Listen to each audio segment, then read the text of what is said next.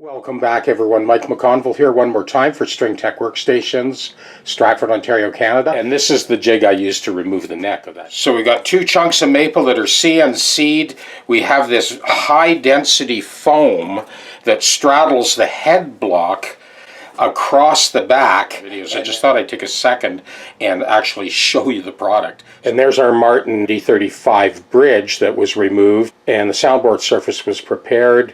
The foot was radiused on the radius disc sander and the drill press, and it was re-glued. And here we've got another neck surgery jig. This is going out to Nathan in Syracuse, Indiana. This is the bridge slotting jig, and this is how it's shipped. I just thought I'd take a second to go over all these various products that we put out. And this is a radius disc sanding conversion kit. It's got a 24-foot spherical radius, a 9-inch diameter, and we've got this sandpaper attached to the edge because that allows you to cut the overhang on the compensated nuts, definitely speeding up that job big time. Kind of one more thing is to make your jobs easier, quicker, safer.